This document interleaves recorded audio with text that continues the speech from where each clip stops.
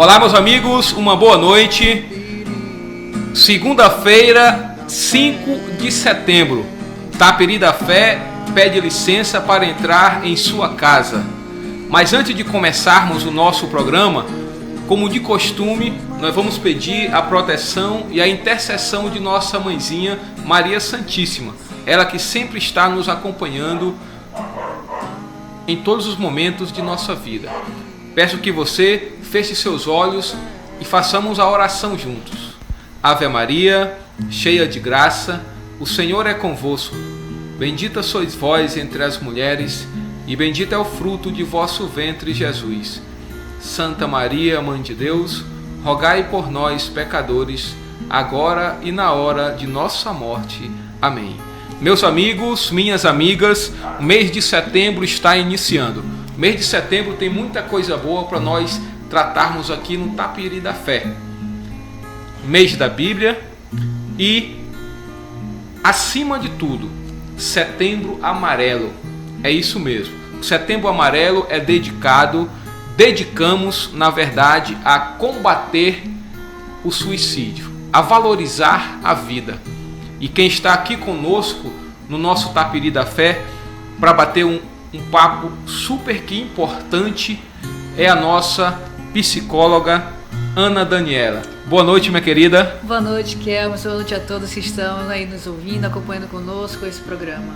Daniela, a gente já agradece de coração a sua disponibilidade em encontrar um espaçozinho na agenda para tratar de um assunto tão importante nos dias atuais, sobre combate ao suicídio.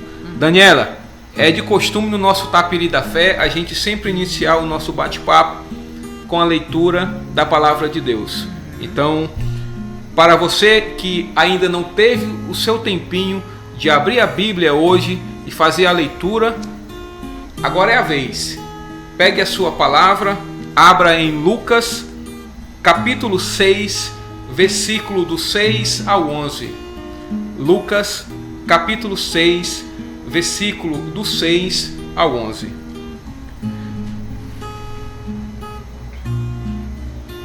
Em outro sábado, entrou ele na sinagoga e começou a ensinar.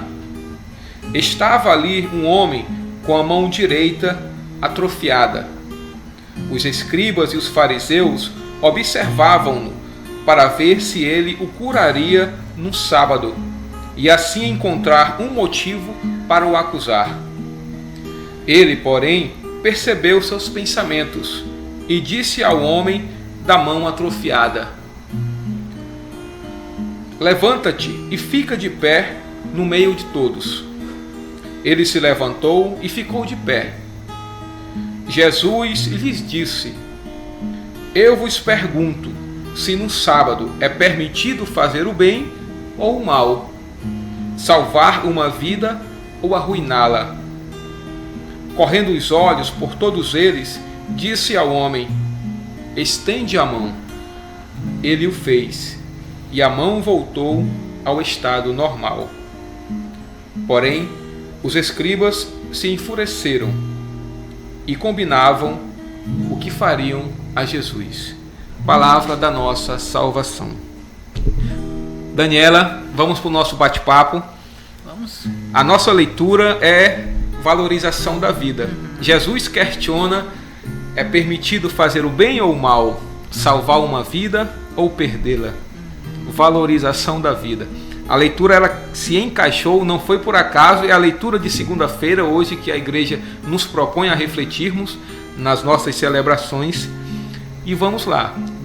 A Daniela já esteve aqui conosco para falar sobre ansiedade. Muito bom nosso bate-papo. Recebi muitas mensagenzinhas no privado que gostaram muito. E hoje é suicídio, né? Esse mal, talvez também, assim como a ansiedade, seja um mal do século. Sim. Né? Daniela, gostaria que você se apresentasse para os nossos amigos, o trabalho que você desenvolve como profissional, e vamos começar aí. Então, boa noite a todos. Eu me chamo Ana Daniela Mena Barreto Magalhães. Eu sou psicóloga, Faço parte aqui na Paróquia Cristo Rei de um projeto chamado Caminhos do Bem, que é um projeto de atendimento psicossocial, tem atendimentos psicológicos, assistência social. Também atendo na área particular, faço palestra, desenvolvo atividades, tenho o meu projeto com tímidos que eu desenvolvo com eles.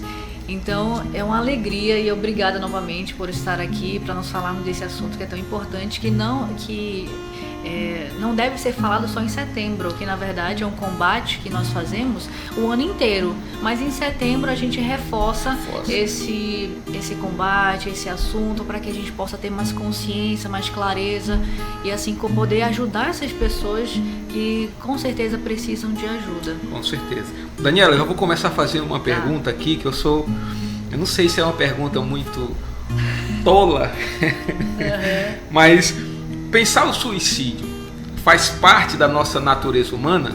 Assim, e como nós podemos definir o suicídio? São duas perguntas numa só. Tá bom. Se faz parte da natureza humana? Não, o suicídio não faz parte da natureza humana, ele é antinatural. O que faz parte da natureza humana é você conservar e preservar a vida. Tanto é que quando você está diante de alguma situação que você precise, que aquilo vai afetar de alguma forma a tua vida, psicologicamente, fisicamente, automaticamente o nosso corpo, a nossa mente, ela faz com que você fuja. Ela faz com que você saia daquela situação, que você preserve a sua vida.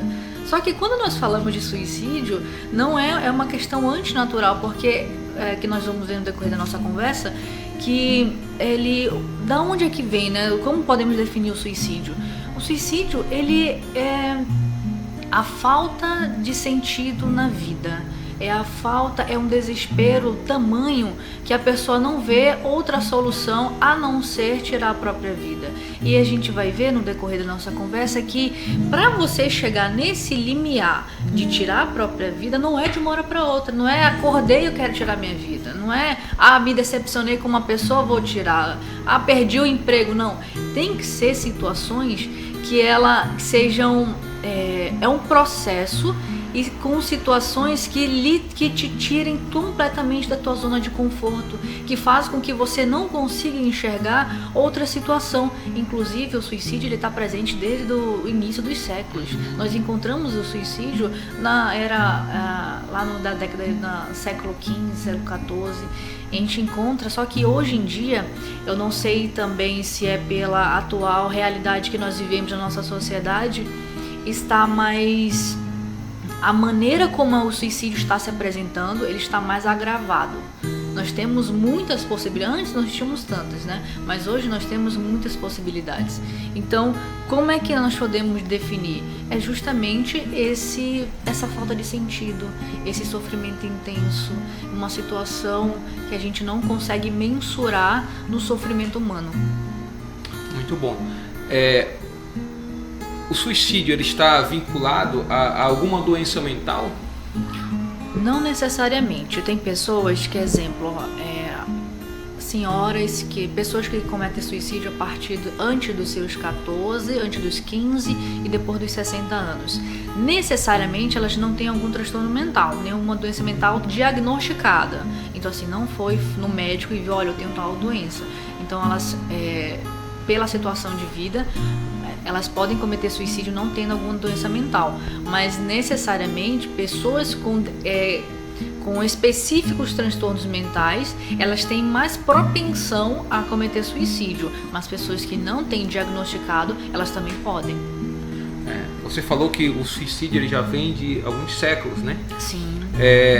O mundo atual, com essa nova nomenclatura, digamos assim, de perca de valores ou de novos valores surgindo, né? Onde nós não temos mais tempo para pensarmos em nós mesmos, para pensarmos, refletirmos sobre os nossos problemas, sobre a nossa própria vida, essa agitação que é o mundo moderno, o mundo contemporâneo, ele tem uma influência sobre o suicídio? Segundo a OMS, cerca de 79% dos suicídios acontecem nas classes baixa e de renda e de média renda. Nos anos de 2000 a 2019, as taxas de suicídio ficaram entre 36%, variando, e aí a gente vai encontrar variações, como você acabou de falar, do nosso século. A gente vai encontrar nos continentes. Suponhamos assim, Mediterrâneo Oriental teve 17%, caiu para 17%. Ou região europeia, 47%, caiu. Pacífico Ocidental, 49%. Contudo, nas Américas, houve aí um aumento de 17% no número de suicídios. E quando a gente vai falar da pandemia e da pós-pandemia, houveram um aumento de 26% no número de homens de 60 anos em diante na região norte, e de mulheres de 30 a 59 anos, e na região nordeste de 40% entre mulheres de 60 anos.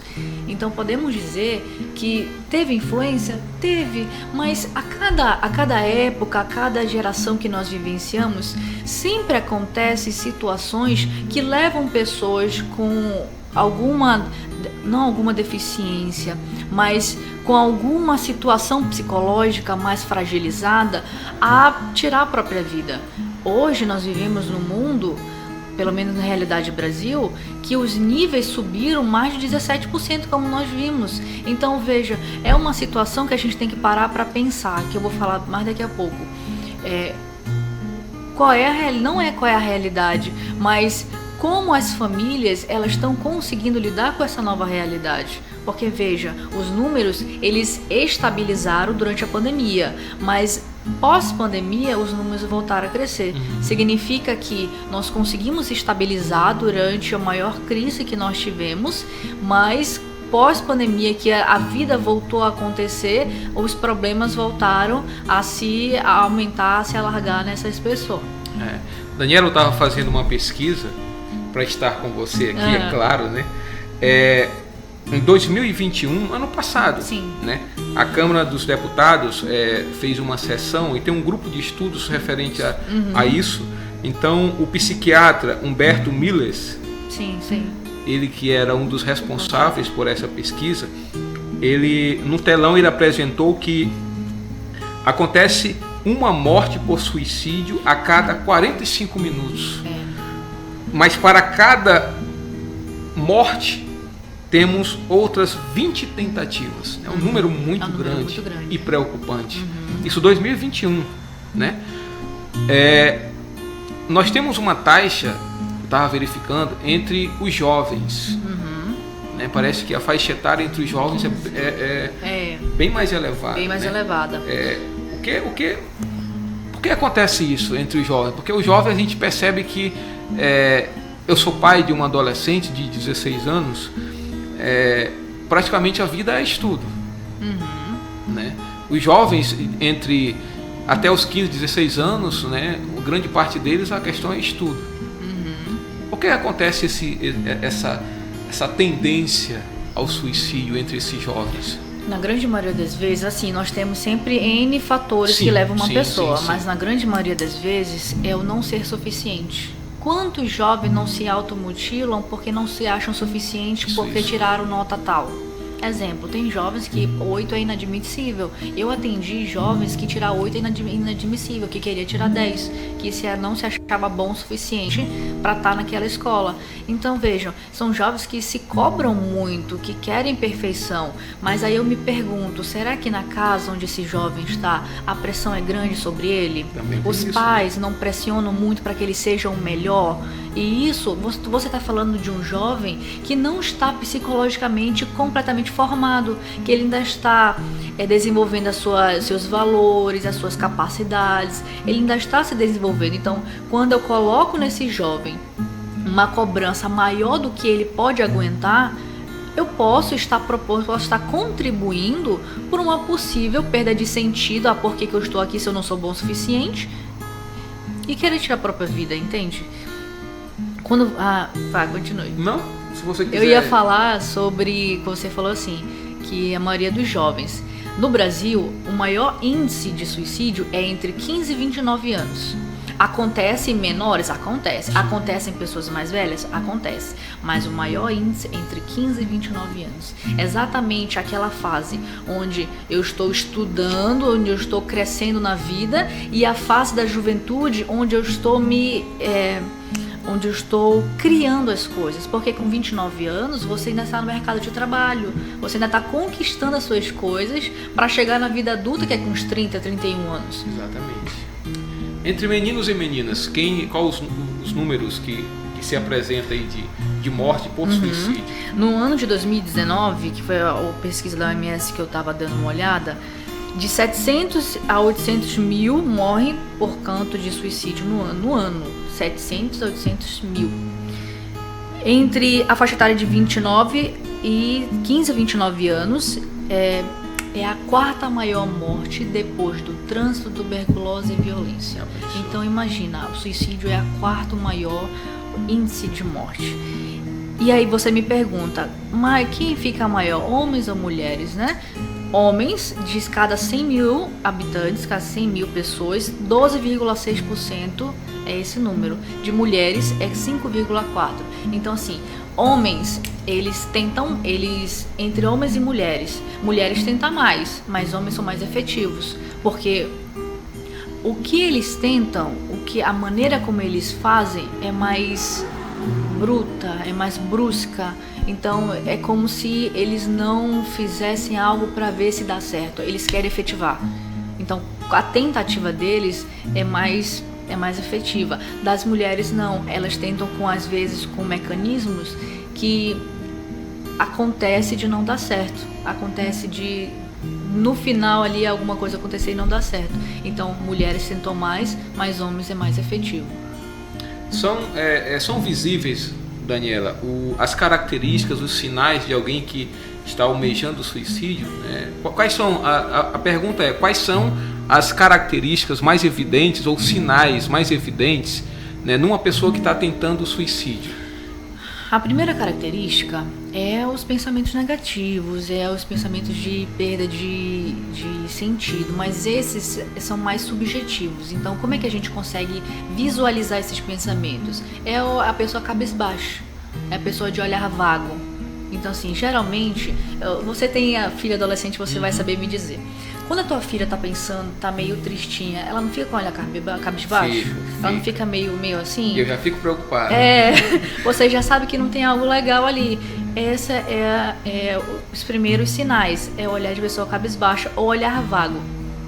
O segundo ponto é com relação aos extremos. Então, pessoa com raiva excessiva, irritabilidade, perca de paciência. Então, são pessoas que, não momentâneo, mas por tempos, elas se encontram... Sabe aquelas pessoas estressadas? Não é dessas que eu tô falando. Eu tô falando daquelas pessoas que são tranquilas, mas elas estão extremamente estressadas, estão com uma irritabilidade alta, elas estão com uma falta de paciência, e tu vê que não é normal naquela pessoa ela tá desse jeito. A terceira seria as frases. Como assim? Eu não deveria estar nessa vida. Vocês não sentiriam a minha falta. É melhor que eu não estivesse aqui. Frases que, se a gente pega de uma maneira aleatória, não parece nada. Fala assim, não, ela só tá estressada, ela falou uma coisa dessa. Mas, para quem tá pensando em cometer suicídio, são frases chaves. Porque eu já tô dando um spoiler do que eu vou fazer. Só que na família, às vezes, passa despercebido. Principalmente adolescente. Tá triste? Eu preferia não estar aqui. Pera, começa a analisar e ver se aquilo dali é verdade. E às vezes o pai e a mãe acham, deixa de frescura, menino. Exato. Na solta uma dessa, piora tudo. O quarto ponto seria uma melhora súbita. Seria aquela pessoa que estava triste, estava cabisbaixa, estava ali pelo canto. Do nada, essa pessoa tem uma melhora súbita. Ela tá feliz, ela tá animada, ela tá, empolgada com as coisas. Cuidado. Porque essas melhoras súbitas, ela pode ser um sinal de que essa pessoa já aceitou o fato de que ela vai se matar e de que agora ela só vai concretizar o que ela precisa. Então, melhora súbita é um sinal. Quinto ponto, desapego. É quando isso aqui a gente acontece mais com adultos que já têm sua própria vida, né? Tem a sua casa. Aquelas pessoas que começam, dá isso aqui para fulano, isso aqui vai para ciclano, esse quadro vai para fulano de tal. Elas começam a se desapegar das coisas. Ou elas começam a fazer visitas para as pessoas que elas mais gostavam. Hoje eu vou visitar fulano de tal, amanhã eu vou visitar tal fulano. Preste atenção, se são pessoas que não saem muito e elas começam vou visitar pessoas chaves que têm de importância, é um sinal também. Significa que ela está se despedindo. Sexto ponto, comportamentos irresponsáveis ou perigosos. Exemplos: não medir consequência, utilizar bebida alcoólica e dirigir, alta velocidade, relação sexual sem camisinha. São comportamentos que agridem a vida dela, que de alguma maneira ela vai ser prejudicada na vida dela. E o sétimo ponto é abandonar atividades que davam prazer. Então, se você sempre fazia, exemplo, sempre jogava futebol, sempre ia no cinema, e você passa a não querer mais jogar futebol, nem ir no cinema, fica de olho, porque algo pode estar acontecendo aí, que essa pessoa já está se isolando dessas atividades. Esse conjunto que eu falei é como se fosse os principais, sabe? Os pontos mais críticos que eu posso visualizar e falar, não, olha isso aqui. E não sei se tu percebeu, são coisas que passam despercebidas. Despercebidas. São coisas assim que a gente acha que é normal. Normal. Né? Uma pessoa fazer isso, né? Exato. São sinais sutis de que as coisas vão acontecer. Agora, eu só consigo observar esses sinais sutis se eu tiver clareza de quem aquela pessoa é. Você conhece a sua filha, você sabe quando ela não tá legal, e você sabe se ela teve uma melhora súbita. Você vai, pera, minha filha não é assim? Por que ela tá agindo desse jeito? E aí você vai lá e fala, meu filho, vem cá, vamos conversar. E aí você chama para conversar. E nessa conversa você tem que ser o mais aberto e mais acolhedor possível. Porque se você solta, é frescura, vai passar, não é nada, você tá minimizando, você está menosprezando o sentimento daquela pessoa e ela não vai se abrir contigo. Eu acredito que esse seja um dos pontos chaves, né? Você conhecer o outro, né? Conhecer a pessoa que convive com você. Sim. Esses sinais, essas características, eles são para toda a faixa etária? Ou tem para adolescente, para jovem, tem sinais mais específicos, e para o adulto já maduro tem esse também? Que eu acabei de falar, esses 7 pontos que eu acabei de falar, nós podemos dividir assim: adolescentes, o humor, as atividades que ele faz em casa e as atividades que ele deixa de fazer.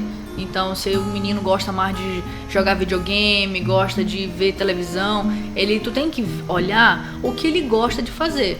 Se ele deixa de fazer o que ele gosta de fazer, não que seja de uma hora para outra, mas tu percebe que vai diminuindo essas atividades, você fica de olho. Adolescentes, a gente tem que prestar atenção no comportamento dele. O adolescente é muito comportamental.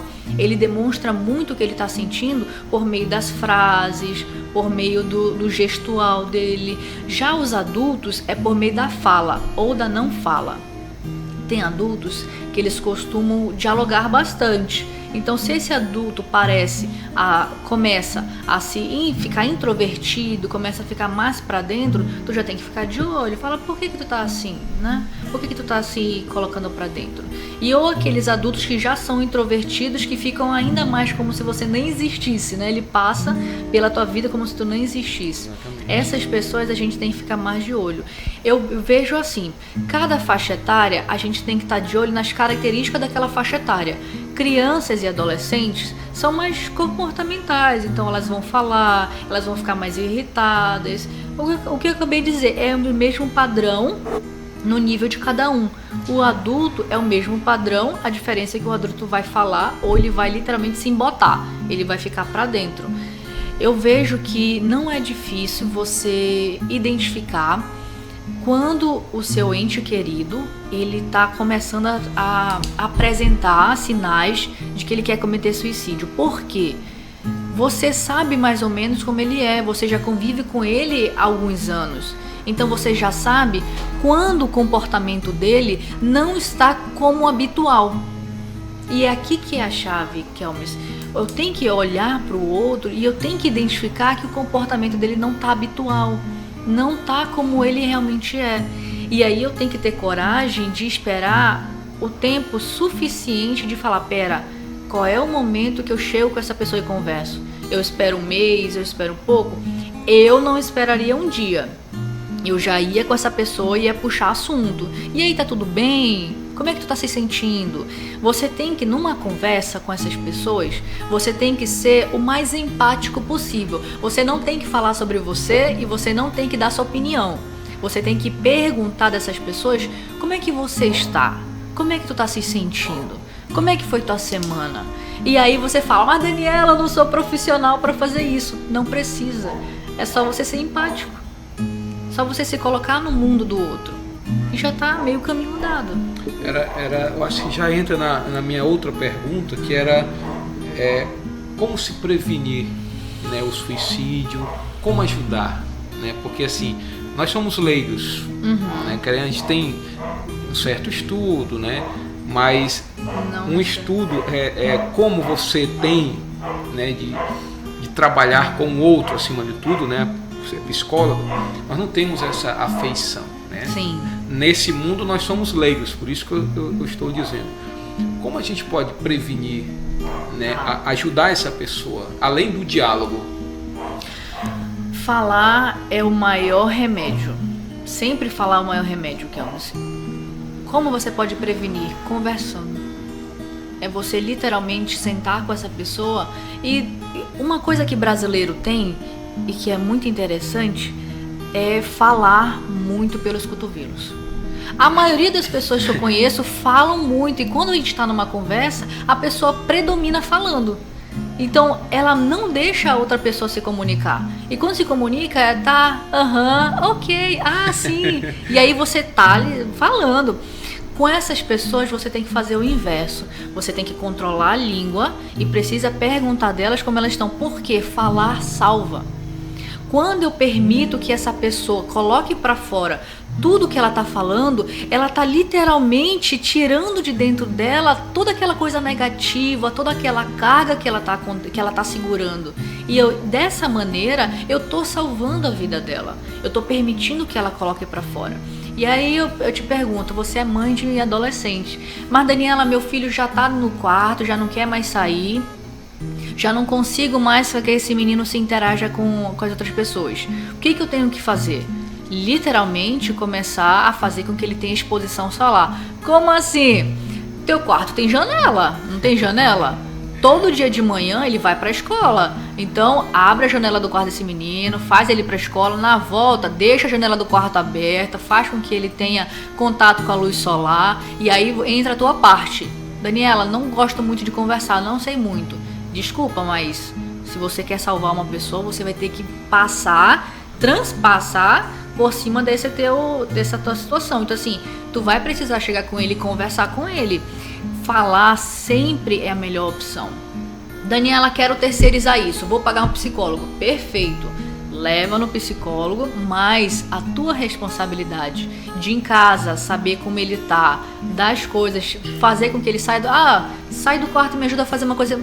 Tem uma coisa muito interessante, Kelmis, que eu percebo quando eu atendo adolescentes, mães que não sabem pedir para os filhos como fazer as coisas de casa. Menino, pega isso aqui, vai fora. Menino, sai daqui, vai. Gritando. O menino vai fazer? Vai, porque ele tá com medo de pegar uma porrada. Mas a melhor maneira de você fazer com que seu filho saia de dentro do quarto e te ajude dentro de casa, fala assim, meu amor, vem cá, me ajuda a fazer tal coisa aqui, por favor, rapidinho. E aí tu já na hora que a gente vai acabar, meu amor, vem cá rapidinho, tem isso aqui também. E aí tu vai enrolando o menino, ele vai te ajudando e ele nem percebe, ele vai dizer, mãe, só era pra fazer uma coisa. Não, é só rapidinho, não vai demorar muito não. E aí tu já fez ele sair do quarto, tu já fez ele arrumar as coisas contigo. Todo dia vai dar certo? Não. Mas pelo menos umas 3 vezes na semana vai. Entende? Até ele começar a se sentir aquela necessidade de estar contigo, ele vai se sentir bem. Agora, isso funciona para adulto? Às vezes sim. Às vezes não. Adulto é diferente. Como é que eu lido com adulto? Adulto, eu tenho que conversar com ele. Eu tenho que proporcionar para ele um ambiente exemplo. Eu não posso chegar com ele e falar, me conta o que tu tá sentindo. Não dá, o adulto não vai te contar. Agora se tu falar, bora tomar um café? Eu passei um café, bora tomar ali comigo? Ah não, tô com vontade. Não, toma só rapidinho um café comigo. Coloca um cafezinho e puxa assunto com ele e me conta, tá tudo bem? Olha menino, eu fiz tal coisa, mas e você, tá legal? E aí tu vai proporcionando pra ele uma situação que ele vai se sentindo confiável de te contar as coisas. Ah, mas o meu vizinho mora sozinho. Então vai visitar o vizinho, leva pra ele um bolo, leva pra ele alguma coisa. Olha, vizinho, trouxe pra gente comer. Ah, não, deixa que depois eu como. Não, vamos comer agora, rapidinho comigo. E aí tu já vai conversando com ele. Veja, eu tô te dando alternativas pra você entrar no mundo do outro. Pra você não chegar assim do nada e puxar assunto. Com cada idade a gente usa um atributo, um artifício diferente. Como é que eu posso prevenir dessa maneira? Falando. Eu preciso permitir que ele fale, que ele exponha o que ele está sentindo. Por quê? A partir do momento que ele falar o que ele está sentindo, eu tenho meios palpáveis de poder ajudar. De saber que está na hora de ir no psiquiatra, saber que na hora que está no psicólogo. Psiquiatra é quando a situação está mais grave, que tu vê que ele já está mais triste, está mais embotado, que ele já não está mais com gosto, com vontade de fazer as coisas, leva no psiquiatra, que aí ele vai, mas Daniela, é difícil levar, eu sei, mas você conversando com ele durante um tempo, eu tenho certeza que em 1 a 2 semanas você consegue levar, e aí você leva no psiquiatra, ele toma remédio. Daniela, meu filho já fez alguma coisa, liga pro SAMU, liga pro SAMU, leva pro médico, porque nessas horas a gente precisa fazer tudo que está ao nosso alcance para conseguir salvar essa vida. E é aquela história, não se desesperar. Quando você já estiver em frente de uma situação que você não esperava, não se desesperar, porque naquela hora aquela pessoa precisa de ti. Aquela pessoa, você está ali podendo salvar aquela vida. Então, tem algum sinal que eu posso perceber que pode me dar um start, além de tudo isso que eu falei, é o sinal do isolamento. Se essa pessoa vai... tem uma coisa aqui, Elmas, muito interessante, que não todos, mas alguns deixam, são cartas. Se você percebe que essa pessoa, de vez em quando você pega ela escrevendo alguma coisa, você tem que ficar atento e tem que ser cara de pau para começar a interagir. Poxa, eu vejo que você escreve muito. O que você gosta de escrever? O que te chama atenção na escrita?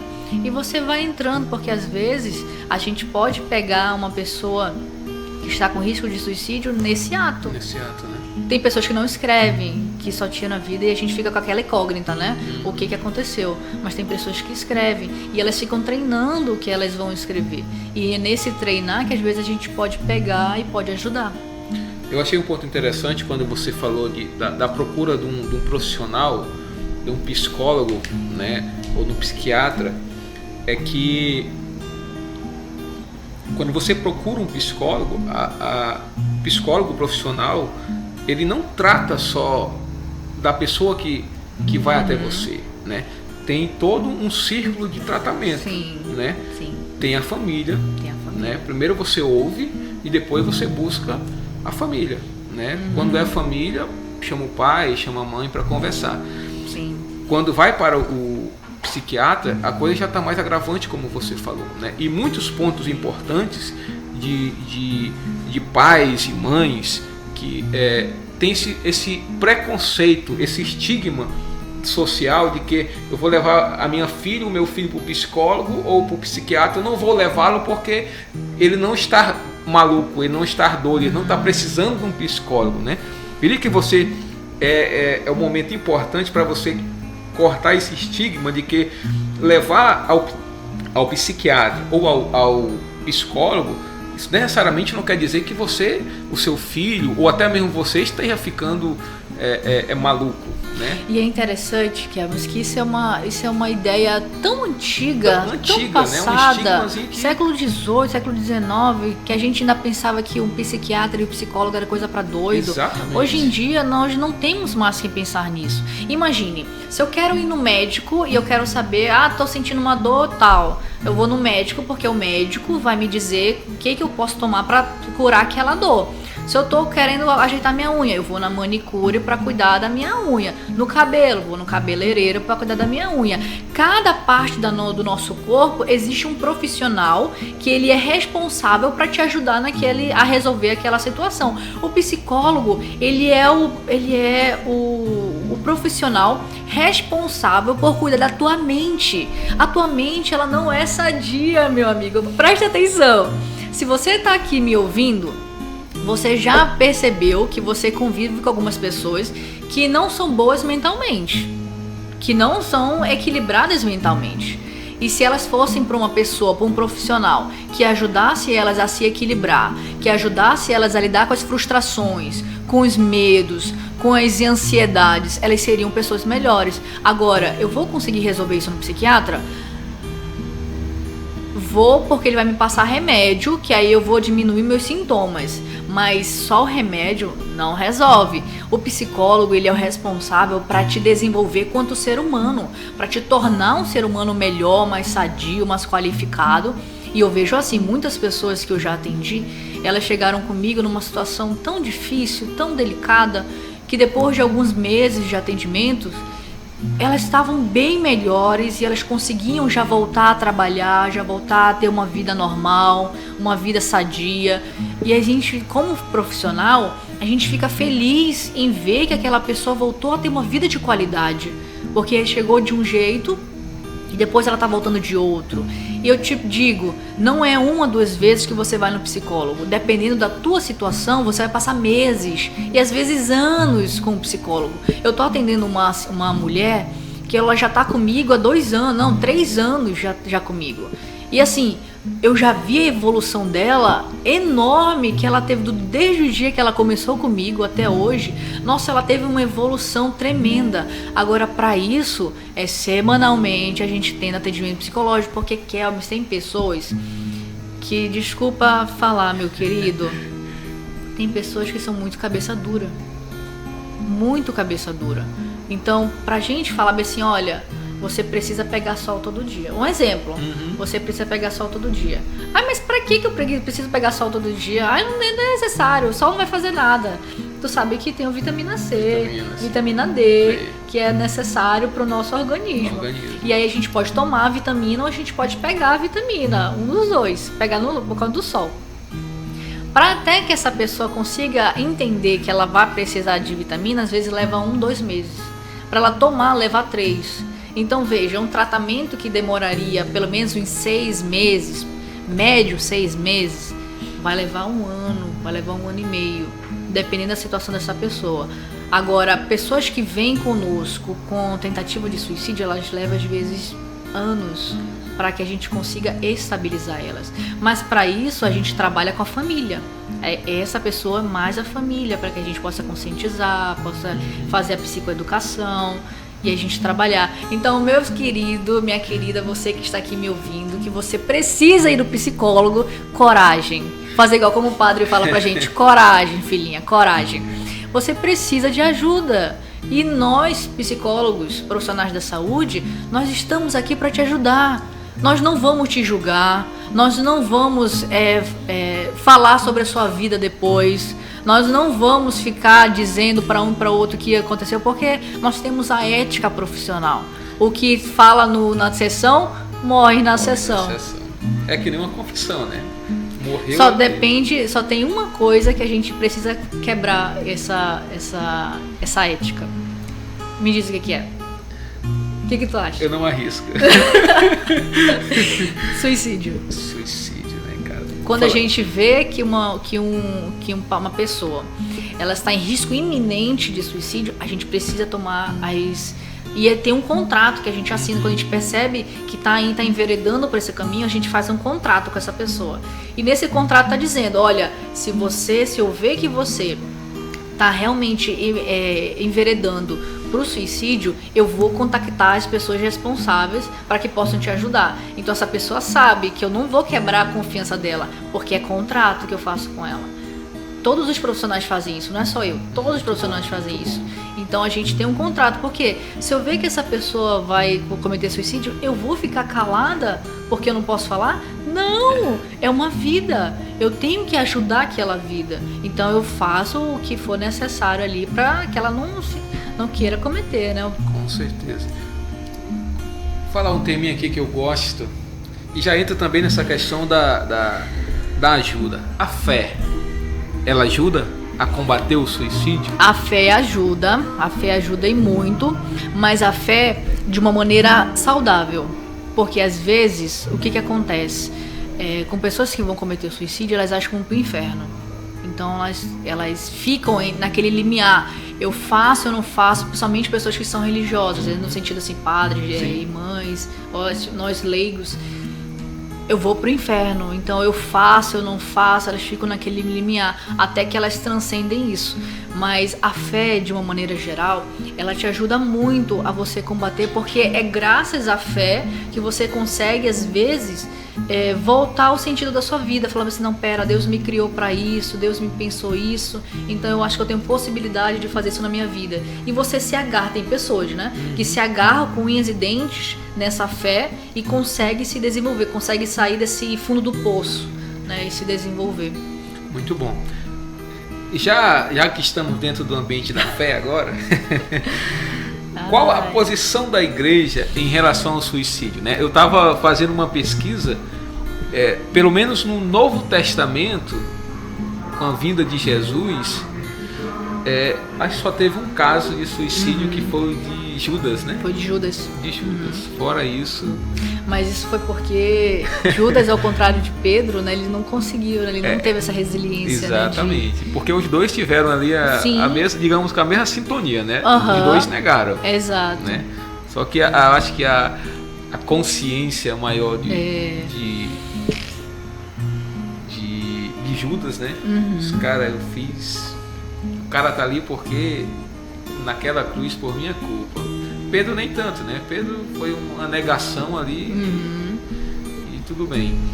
Qual a posição da igreja, do magistério da igreja em relação a esse assunto tão urgente, né? Como leigos que nós somos, eu me sinto mais confortável de falar, não mais como psicóloga, né? Porque como psicóloga não tenho como dizer isso. Sim. Mas como leiga, conversando com padres, eu estava pesquisando que a igreja antigamente, ela tinha uma consciência de que aquele que tirava a própria vida, ele iria para o inferno, né? E eles nem sepultavam o morto, né? Porque eles tinham essa consciência de que aquele cidadão que tirou a própria vida iria para o inferno. Só que a igreja evoluiu, o pensamento evoluiu. E vendo uma nota da CNBB, ela dizia assim, que a pessoa que cometeu o suicídio, ela não estava em plena consciência, ela não estava com as suas faculdades mentais saudáveis o suficiente para estabelecer, para dizer o que estava fazendo.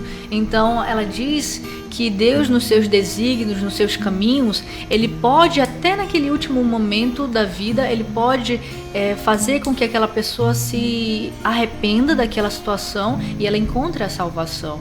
Então hoje nós acreditamos que a pessoa que cometeu o suicídio, ela estava doente. Então, como uma pessoa que estava doente, ela não tinha faculdades mentais saudáveis para isso. Então, a igreja, ela pede para orar, ela pede para que as famílias orem pela alma, para que Deus, na sua infinita misericórdia, ele possa ali acolher aquela alma junto a ele. E é bonito, né, saber que a igreja acolhe essas pessoas que tanto precisavam de alguma maneira, precisavam de algum tipo de ajuda e não conseguiram, não é que elas não foram atrás, mas elas não conseguiram encontrar essa ajuda que elas precisavam. Muito bom. A gente batendo esse papo agora, me veio na mente o livro de Jó, capítulo 3, né? Jó, ele, no capítulo 3, ele, vou usar um termo bem vulgar nosso, comum nosso, bem chula, né? Ele espragueja o mundo quem o pariu, porque me deixou aqui, menos Deus, né? Ele é esse momento de dizer, puxa, ele perde o sentido da vida, da existência, mas ao mesmo tempo ele diz, olha, esse mundo ao meu redor me abandonou tudo, mas eu ainda tenho um porto seguro que é Deus, né? A fé em Jó, vamos dizer assim, a fé que Jó tinha em Deus fez com que ele sanasse essa sua fúria, né? Vamos dizer assim. Mas eu queria que... Pode falar. Eu queria que você deixasse... Nosso bate-papo está super agradável. Eu queria que você deixasse as suas considerações finais para esse tema tão importante, os nossos amigos e amigas que estão do outro lado nos assistindo. E que, porventura, detectar algum desses sinais, tem a nossa amiga Daniela, psicóloga. Eu chamo, Ana Daniela. Eu chamo Daniela porque a gente tem uma amizade, uma certa intimidade para chamar sobre o segundo nome. Mas procure, né, uma ajuda do profissional. Se você não consegue, nós temos aqui na nossa paróquia a Daniela com o seu projeto. E considerações finais, uma mensagem final para aquele pai, para aquele jovem, para aquele senhor, para aquela senhora que está nos assistindo. Às vezes acontece, Kelmis, de uma pessoa em plena 11 horas, meia-noite, estar numa situação tão difícil que ela quer alguém para conversar e ela não tem ninguém disponível naquele momento para conversar. E o CVV, Centro de Valorização da Vida, ele é esse lugar onde você pode, em qualquer hora da noite, ou do dia, você pode ligar e você pode falar com pessoas capacitadas que vão te ouvir e vão te ajudar naquele momento que você esteja passando. E o número que você entra em contato é 188. Vou repetir, 188. Você gratuito, ligação gratuita. Você liga do seu celular e aí você consegue falar com essas pessoas. Eu te encorajo nessa noite de hoje a você falar, a você pedir ajuda, a você querer se permitir uma última chance. Porque eu veja, não é necessário você esperar chegar num limite insuportável da sua vida. Antes disso, procure ajuda. Temos aqui o projeto, temos a Manaus inteira, tem hoje projetos sociais que fazem atendimentos sociais, tem clínicas de psicologia, tem vários lugares que você possa ir e pedir ajuda, se você não puder vir na paróquia. Tem muitos lugares, tem na Aparecida, tem muitos lugares. E tem um CVV, tem um 188. Então, coragem, você não vai ser exposto, você não vai passar vergonha. As pessoas querem, os profissionais querem te atender, querem te ajudar. Então, não desista, seja forte, você consegue, tá bom? Não esqueça, 188, liga e conversa. Daniela, obrigado de coração. Antes, além desse número 188, você tem um número de WhatsApp, suas redes sociais aí? Sim, pode se você divulgar. quiser falar comigo, diretamente comigo, você fala comigo pelo Instagram. Ana Daniela Mag, Ana Daniela MGG. Tá aparecendo no final. aqui, vai aparecer aqui na E nossa aí tela. você pode me mandar uma mensagem que a gente conversa e aí eu vejo, a gente vê uma melhor maneira de poder te ajudar, tá bom? Inclusive esse mês na página do Instagram vai ser um mês voltado para trabalhos referentes ao Setembro Amarelo. Então vai ter muitos posts, muitas coisas legais pra gente poder estar trabalhando. Ana Daniela MAGG. Muito bom. Daniela, mais uma vez, de coração, agradecemos a sua disponibilidade. Sempre quando aparecer temas assim de extrema importância para a nossa saúde mental, para a nossa saúde cristã, nossa saúde religiosa, espiritual, a gente sempre vai lembrar de você. Tá bom, ouviu? Obrigada. Até porque a gente sabe do seu trabalho como profissional e sabe da sua dedicação à nossa igreja na sua caminhada. De coração agradecemos. Eu queria que você fizesse como todos os nossos entrevistados, a oração final. Dá para fazer? Tá bom, dá. Vamos lá. Então, agradecemos a Deus por esse dom da vida, pela graça de estarmos aqui reunidos neste segunda-feira à noite. E vamos pedir que Ele nos abençoe, nos proteja, nos ampare, que as graças de Deus sejam derramadas em nossas vidas e na vida de todos aqueles que estão nos ouvindo. Ave Maria, cheia de graça, o Senhor é convosco.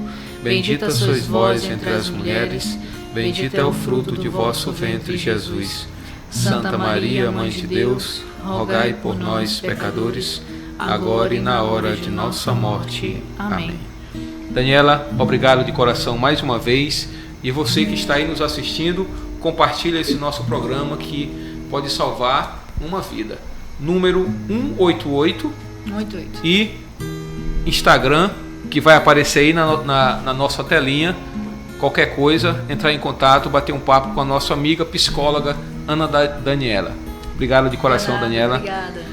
Paz e bem para você e até a próxima segunda-feira.